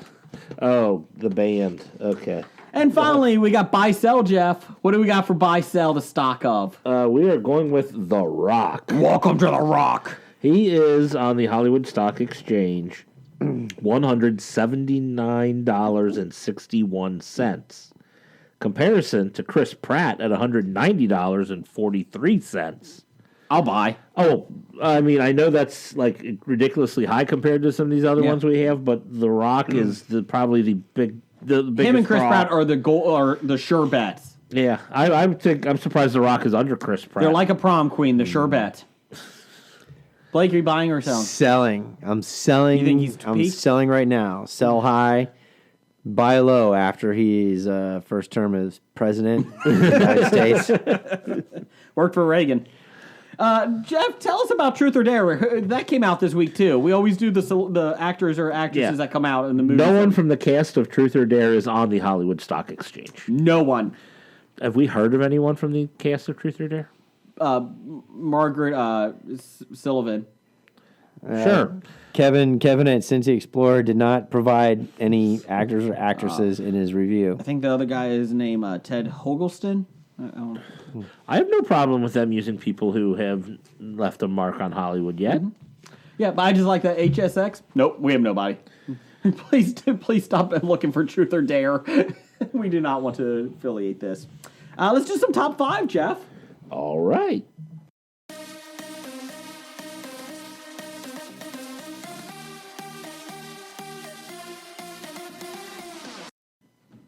I love that music. I know you do. Jeff, what's our top 5 this week?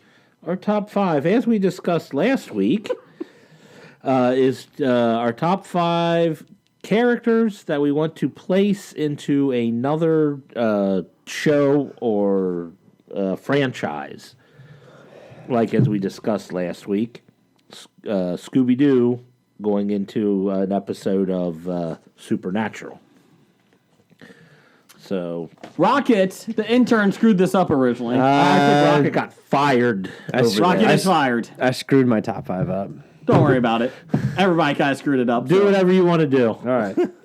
So, anyways, I don't even know anymore. Go ahead, Jeff. What's your number 5? Well, what was it supposed to be? This is what it was That's supposed what to it be. was supposed to be. The intern sent something out about rebooting shows with new characters, with new actors and actresses. Yeah. See, I took it as recasting actors in TV shows. Well, you could do that too. And that's what I did. That's fine. We'll go with yours. All right. Everybody. Next week you can do your list of this, and we'll do our list of yours. Because I already got my list of recasts for next week.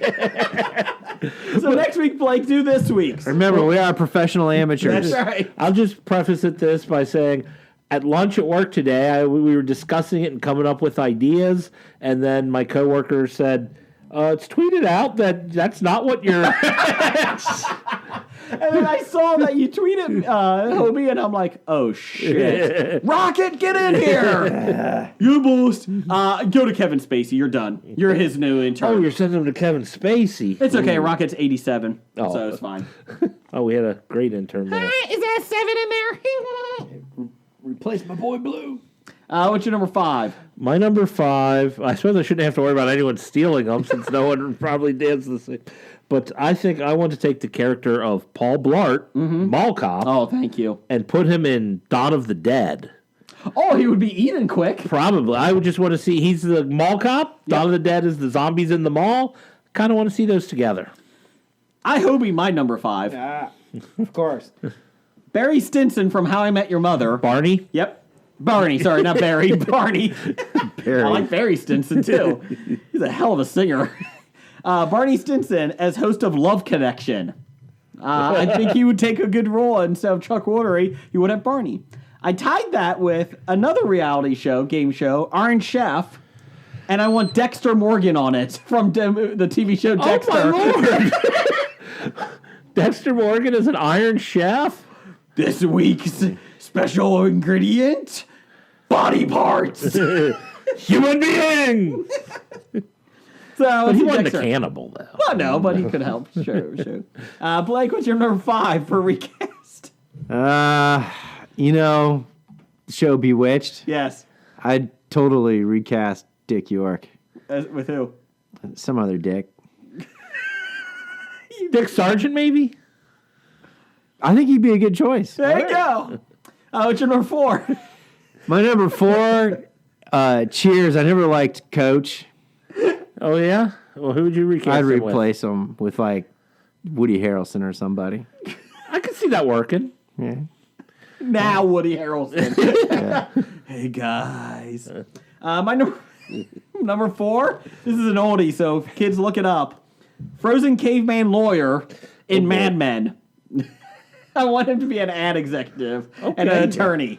I thought you were going to stick him into I thought about a some legal other show, one. but Mad Men, I can see it. I'm Mad getting Men. there. I'm getting some. I want Pepsi. All right, this one I'm throwing out there. It's a little out there. Uh-huh.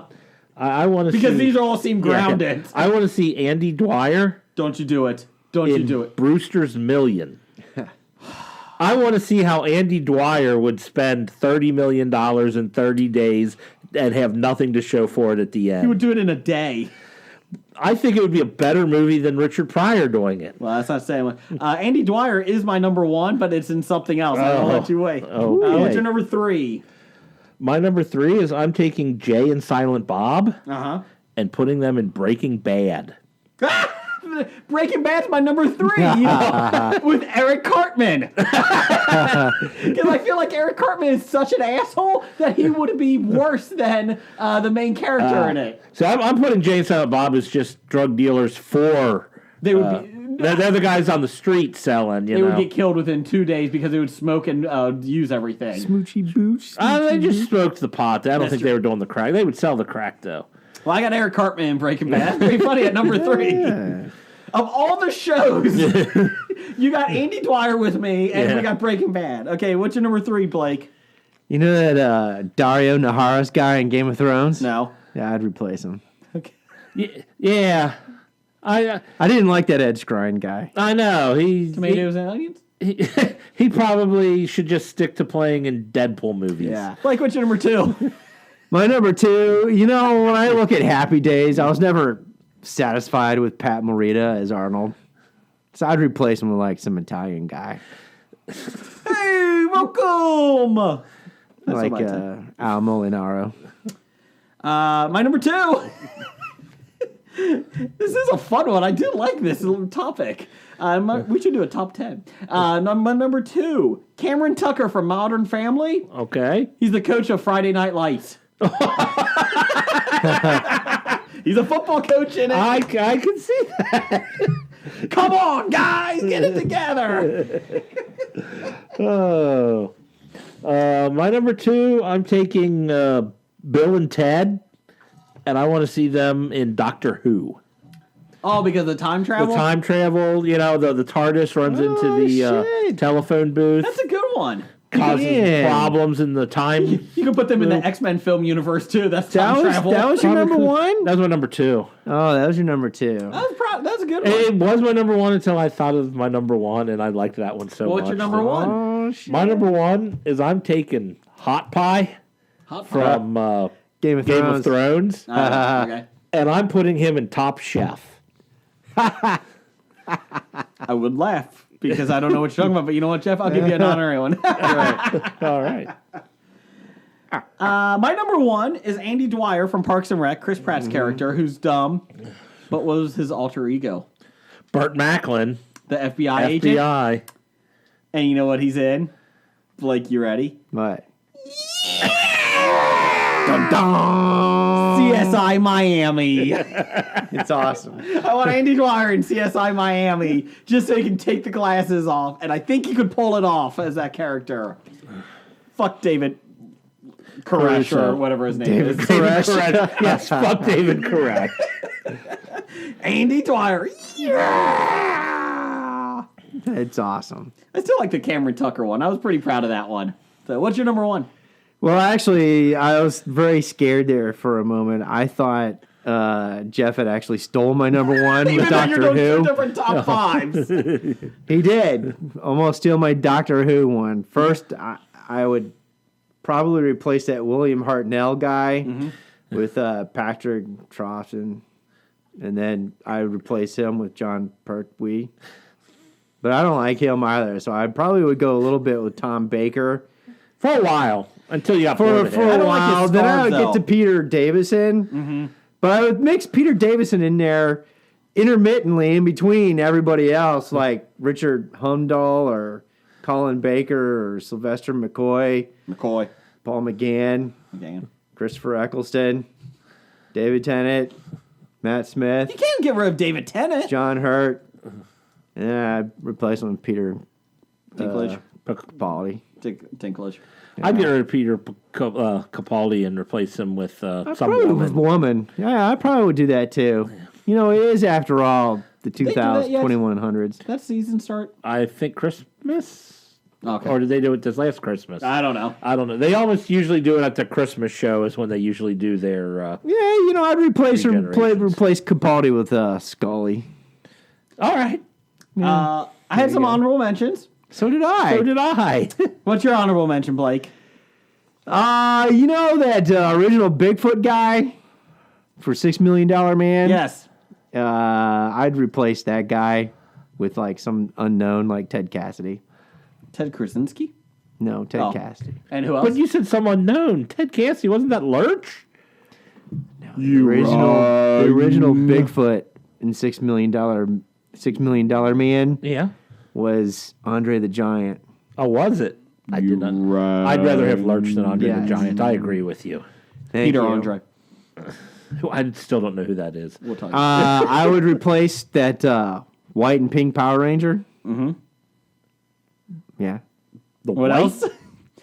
Hurry this up. I wouldn't replace the Honorable Power mention. Ranger with anybody. Shut up and let him go. What else? You got any more? You know that Gregor Clegane from Game of Thrones? Yes. Yeah, I'd replace him too.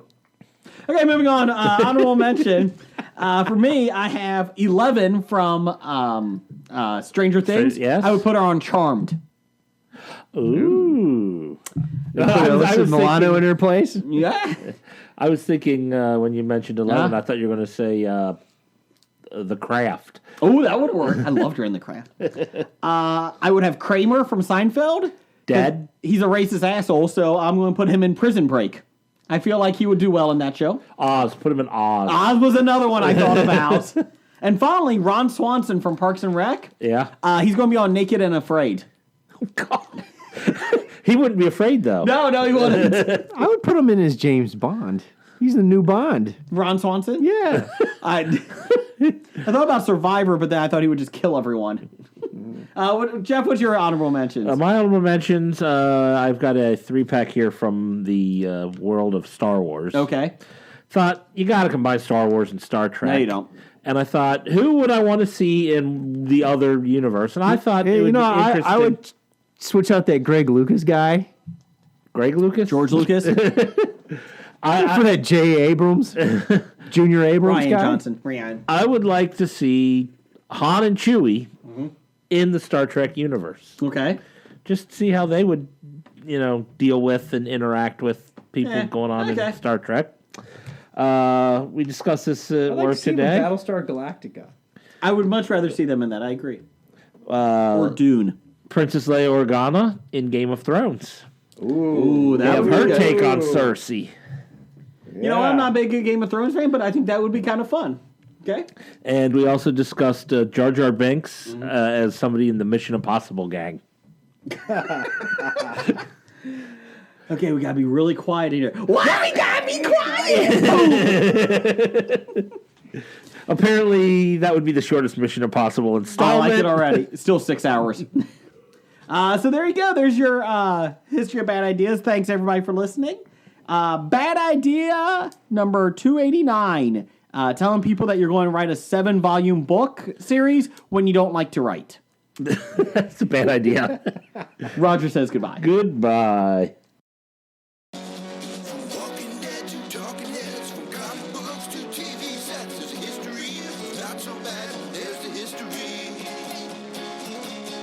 It's the history of bad, so bad. The history of bad, it's bad. The history of bad ideas. Podcast. Addendum. Got some names, titles. Jeff, do you have any? No, I don't have very many. I will you be got? honest. I have nothing on that page. Nothing behind my ears. Nothing in my hands. I like Barry Stinson Okay. and Stem Bank. Wow, that's all I have written down. I got Where is the Stem Bank? Okay. I like that one. Stem Bank. I got Boo Boo Bear, Guidance Counselor. I got Scrappy Doo, Paladin. 6 episodes with Cousin Oliver. Nick Cage, Stop Having Thoughts. Bean the Underprivileged, because we're beaning them. Oh, beaning. Bean, yeah. Oh, I thought you said being. Being the underprivileged works too. I don't know how that works. What's a squirrel nut zipper? So, I do like the Stem Bank. I do like Nick Cage, Stop Having Thoughts. I like Scrappy Doo, Paladin. Anything that insults Nick Cage, I can go for. Can you get away with having Nick Cage in the title? Nick Cage, Stop Having Thoughts. I like it.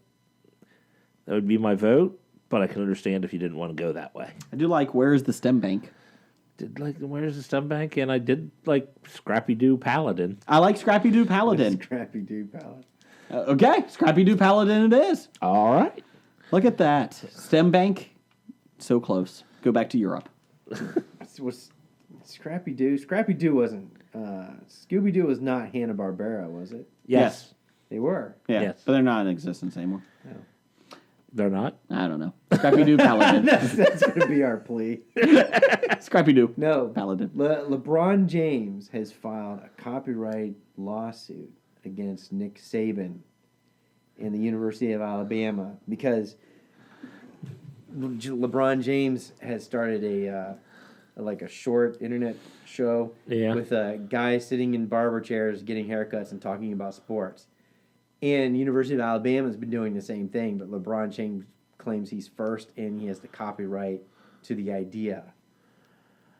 Unbeknownst to him, this is an idea that's been in use and existence for the past 50, 60 years. Yeah, I'm about to say. Skit World and movies and stuff. Yeah, And didn't they do that in the Andy Griffith show? Yeah, exactly. That's what I'm talking about. And, in Barbershop 2, all that kind of stuff. And it's like, you don't have original content here. I like how the addendum has now become, hey, here's the inside jokes. Here's what you didn't understand I was referring we're still to. recording? Oh, yeah, we're recording. Oh. I didn't stop yet. So now... We're trying to be under 2 hours. So now with LeBron sending a cease and desist letter to Saban and the University of Alabama, now the people that actually said they pitched the idea to LeBron are now suing him, saying, actually, you know what? You're right. That was actually our idea for you to go do blah, blah, blah. So it's hilarious. Addendum. Yeah. You've been listening to Hobie.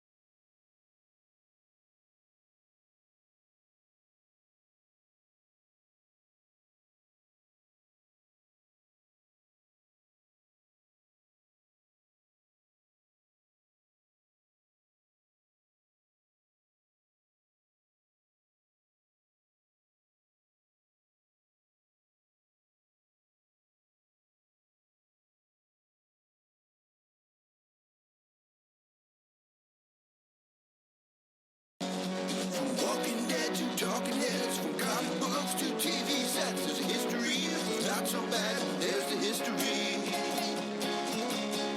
It's the history of bad, so bad. The history of bad, it's bad.